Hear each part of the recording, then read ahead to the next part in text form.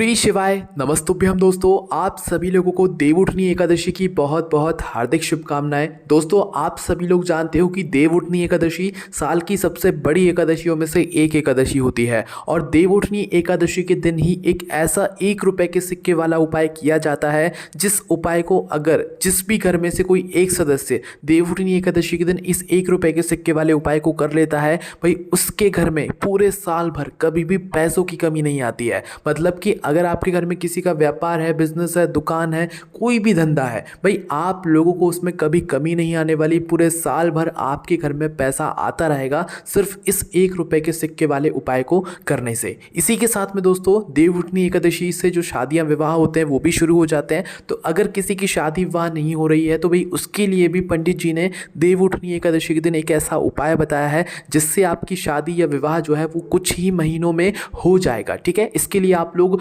Video अच्छे से देखें, समझे और स्वधा वाला जो उपाय है वो हमको कैसे करना है देवउठनी एकादशी के दिन, वो भी हम इस वीडियो में आप लोगों को बताएंगे। मतलब कि जो उपाय सबसे महत्वपूर्ण है जो पंडित जी ने देवउठनी एकादशी के दिन करने के लिए बताए हुए हैं वो सारे हम आपको इस वीडियो में बताने वाले हैं, जिसमें सबसे मुख्य और सबसे पहला जो उपाय है वो 1 रुपए के सिक्के वाला उपाय है। देखो, ये जो 1 रुपए के सिक्के वाला उपाय हम आपको अभी बताने वाले हैं ये उन लोगों को करना है जिनके घर में पैसों से जुड़ी हुई समस्या हो, जैसे कि उनके घर में पैसा नहीं आता हो, धन रुकता ना हो, टिकता ना हो, उनके घर पर बहुत बड़ा कर्जा हो, वो कर्जा कभी चूक ही ना रहा हो। तो उस जगह पर धन से जुड़ी हुई समस्या के लिए आप लोगों को इस 1 रुपए के सिक्के वाले उपाय को देवउठनी एकादशी के दिन यहाँ पर करना है। अब इस उपाय को करना कैसे है, किसको करना है, चलो सभी बातें जानते हैं। देखो, सबसे पहली चीज ये उपाय वही करेगा जिसके घर में तुलसी विवाह हो रहा होगा। जिसके घर में तुलसी विवाह नहीं होता है भाई वो ये उपाय नहीं कर सकता है ना। तो देखो, सबसे पहली चीज तुलसी विवाह जो है वो ज्यादातर घरों में होता ही होता है, क्योंकि दोस्तों तुलसी विवाह कराने से हमें क्या मिलता है, हमें एक पूरे कन्यादान जैसा जो है यहाँ पर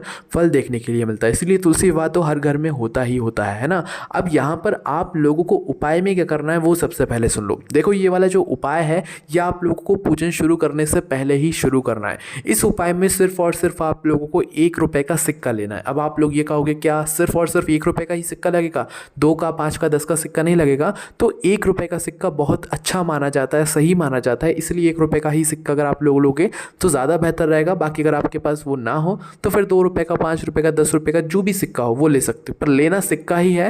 यहाँ पर आपको कागज़ वाला नोट नहीं लेना है। ठीक है, इस बात का ध्यान रखना है ना। तो देखो, यहाँ पर आप लोगों ने क्या किया, 1 रुपए का सिक्का लिया। उपाय कौन करेगा? घर की जो बड़ी माता बहन है उनमें से कोई भी एक माता बहन इस वाले उपाय को करेगी अपने घर में पैसों की समस्या को दूर करने के लिए, पूरे साल भर धन अपने घर में आने के लिए। ठीक है, तो करना क्या है, 1 रुपए का सिक्का आपने लिया। उपाय को करते समय शुद्धता का ध्यान रखना और तुलसी विवाह को कराते समय भी शुद्धता का ध्यान रखना है ना। अब देखो, आप अपने घर पर जहाँ पर भी, जिस स्थान पर भी तुलसी विवाह कराने वाले हो, मतलब तुलसी जी और शालिग्राम जी का विवाह कराने वाले हो, आपको उस जगह पर ही ये वाला उपाय करना पड़ेगा। ठीक है, अब देखो, जब आप तुलसी जी और शालिग्राम जी की जो चौकी होती है, पाटा होता है, उसे लगाने जा रहे हो ना, तो उससे पहले आप लोगों को अपना ये वाला उपाय शुरू कर देना। मतलब कि जो 1 रुपए का सिक्का आप लोगों ने लिया हुआ है इसको लेकर सीधा उस जगह पर चले जाओ जहाँ पर आप लोग चौकी लगाने वाले हो, है ना।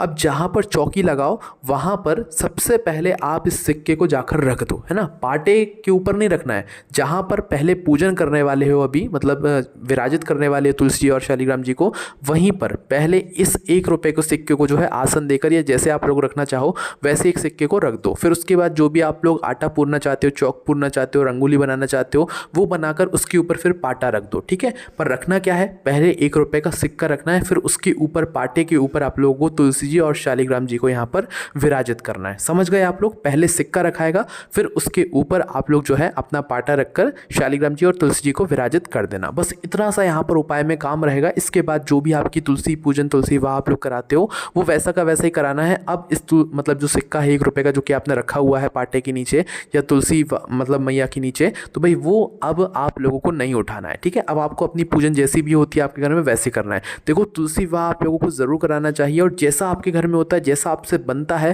भाई वैसे आप लोग जो है तुलसी विवाह यहाँ पर कराइएगा। अगर आप लोगों के यहाँ शालिग्राम जी नहीं है, शालिग्राम जी की प्रतिमा नहीं है, तो आप विष्णु जी की फोटो के रखकर भी जो है विवाह करा सकते हो। और अगर शालिग्राम जी हैं तो भाई और अच्छी बात है, अन्यथा आप कहीं से ला रहे हो शालिग्राम जी को तो आपको फिर तुलसी जी भी वहीं पर देकर आनी पड़ेगी विदाई के समय में, है ना। क्योंकि ये पूरी एक मतलब जो है विवाह की तरह ही होता है, पूरी विवाह की इसमें रस्में भी यहाँ पर निभाई जाती है, इसलिए आप लोग इन बातों का ध्यान रखिएगा। तो आपने क्या किया, अपना सिक्का वहाँ पर रख दिया। अब सिक्का वहाँ पर रखने के बाद आप लोग अपनी पूजन वगैरह जैसी होती है वैसी कर लो, और जहाँ पर पूजन हो भाई उसके ऊपर जो है मतलब जो गन्ने होते हैं, गन्ने का जो मंडप होता है वो भी ज़रूर रखिएगा, क्योंकि इस उपाय में उसका भी बड़ा विशेष महत्व यहाँ पर बताया है ना। तो भाई जो गन्ने का मंडप होगा वो गन्ने का मंडप भी आप जो है तुलसी जी और शालिग्राम जी के ऊपर ज़रूर सजाइएगा, और अपनी जैसी पूजन होती है जैसे तुलसी विवाह कराते हो वैसे कराइएगा, ठीक है। अब सिर्फ इतना काम तो आपने कब कर लिया, यहाँ पर देव उठनी एकादशी के दिन। अब देव उठनी एकादशी के दिन अगले दिन मतलब सुबह के समय जब आप लोग चौकी पाटा वहाँ से उठाने जाओगे, क्योंकि आप लोगों ने पूजन करी होगी तो आप उस जगह को साफ करोगे, तो आप लोग क्या करोगे, देव उठनी एकादशी के दिन आपने तुलसी विवाह किया, पूजन करी, आपका सिक्का वहीं के वहीं रखा हुआ है। अब अगले दिन मतलब कि अगले दिन सुबह सुबह ब्रह्म मुहूर्त में आप लोगों को उठना है। जब आप लोग देवताओं को उठाओगे, उस जगह पर लेपन वगैरह साफ वगैरह करोगे, तो उस जगह पर स्नान करके शुद्धता का ध्यान रखते हुए आपको आना है। और आने के बाद जो है क्या करना है, सबसे पहले आप लोगों को उस जगह पे जो भी सामग्री रखी हुई है, तुलसी जी शालिग्राम जी रखे हुए हैं, उनको मतलब पास में करके आप लोगों ने जो सिक्का रखा हुआ है पाटे को उठाकर, उस सिक्के को उठाकर अपनी झोली में डाल लेना है, ठीक है। झोली मतलब आपका जो पल्लू होगा उसमें डाल लेना है उठाकर, है ना। उस सिक्के को अपने पल्लू में डालने के बाद दोस्तों इस सिक्के को सीधा लेकर आपको लोगों को आना है अपने घर में जो है पूजन वाले स्थान पर। और जो आपके घर में एक कटोरी होगी, नई वाली हो तो नई, ठीक है, नहीं तो जो कटोरी पूजन वाले कार्यों में आप इस्तेमाल करते हो वो कटोरी लेना, और उसके अंदर डालना आप लोग पिसी हुई हल्दी। कौन सी? पिसी हुई हल्दी, है ना। फुल नहीं भरना है, आधी कटोरी भी मतलब पिसी हुई हल्दी है उस कटोरी के अंदर होगी तो चलेगा। तो आपको एक कटोरी के अंदर पिसी हुई हल्दी भरकर उस पिसी हुई हल्दी के बीचों बीच में आप लोगों को इस 1 रुपए के सिक्के को अपने झोली से निकालकर उस कटोरी के अंदर रख देना है, ठीक है। तो आपने क्या किया, एक कटोरी के अंदर जिसके अंदर आपने हल्दी भरी हुई थी उसके बीचों बीच में अपना वो जो सिक्का है जो आपने तुलसी विवाह के समय रखा हुआ था उसको आपने इसके बीचों बीच में रख दिया।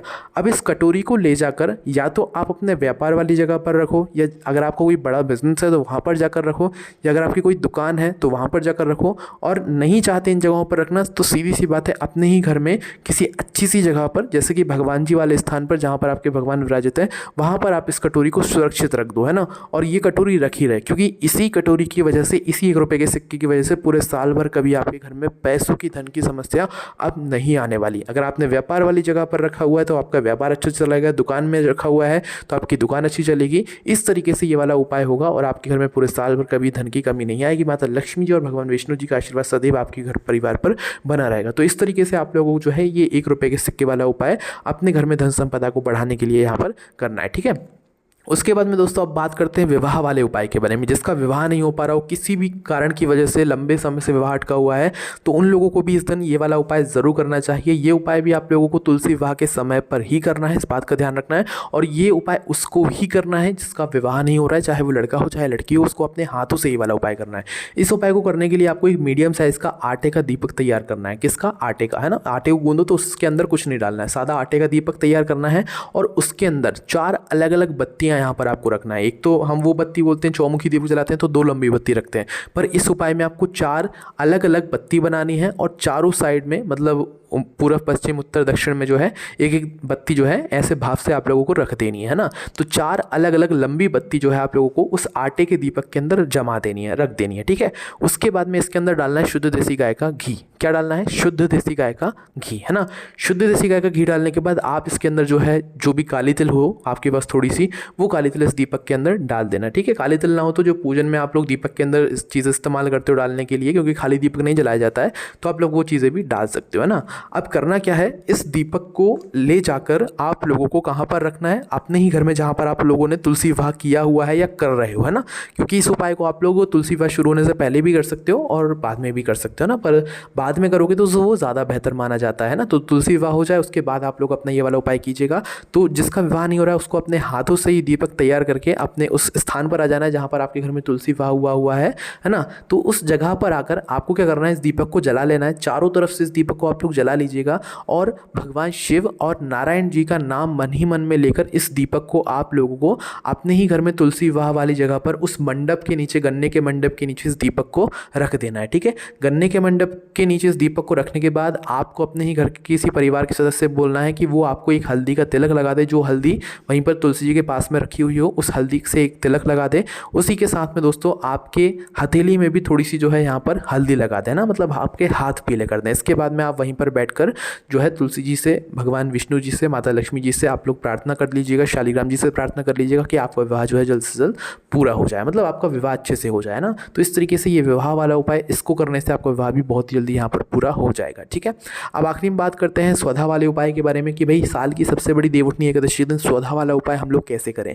तो देखो, इस उपाय को करने के लिए आपको क्या करना है, ये उपाय आप सुबह और शाम किसी भी समय कर सकते हो, पर करना कहाँ पर होता है, शिव जी के मंदिर में जाकर, या तो आप अपने घर के रसोई घर में भी इस उपाय को कर सकते हो। सुबह या शाम जब आपका मन करे, जब आप कर सकते हो ना। तो करना क्या है, इस उपाय को करने के लिए सुबह कर रहे हो उपाय तो 1 लोटा जल लेकर जाना, और शाम को कर रहे हो तो एक दीपक लेकर जाना भगवान शिव जी के मंदिर में, और पहले पूजन अर्चना कर मतलब 1 लोटा जल चढ़ाकर, या शाम के समय गए हो तो दीपक जलाकर, उसके बाद में ये वाला उपाय आपको करना है ना। जैसे ही आपकी पूजन अर्चना हो जाए तो शिवलिंग के पास में बैठ जाना, और शिवलिंग के पास में बैठकर मात्र हाथ जोड़कर 3 बार स्वधा स्वधा स्वधा ये नाम आप लोगों को बोल देना है। सिर्फ 3 बार बोलना है ना। सुबह उपाय कर रहे हो तो भी यही करना है, शाम को कर रहे हो तो भी यही करना है, पर करना एक ही बार है, सिर्फ 3 ही बार आपको स्वधा नाम का शिवलिंग के पास में बैठकर उच्चारण कर देना है ना। स्वधा स्वधा स्वधा, बस इतने ऐसे जो है आप लोगों को 3 बार स्वधा नाम बोल देना है। और अगर आप लोग शिव जी के मंदिर जाकर उपाय नहीं कर रहे हो तो फिर आप अपने ही घर के रसोई घर में स्वधा स्तोत्र के 12 मतलब जो श्लोक होते हैं वो होते हैं ना,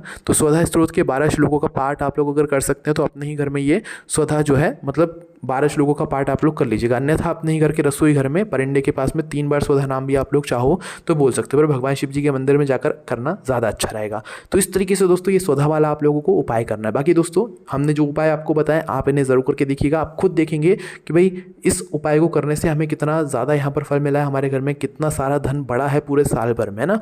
वो 1 रुपये का सिक्का आपके घर में कभी धन की कमी नहीं आने देगा। इस तरीके से आप लोगों को ये वाले उपाय करने हैं। बाकी उपाय करने में आपको कोई भी समस्या आती है हमसे कमेंट करके पूछ सकते हैं। ओम नमः शिवाय, जय भोले बाबा, श्री शिवाय नमस्तुभ्यम।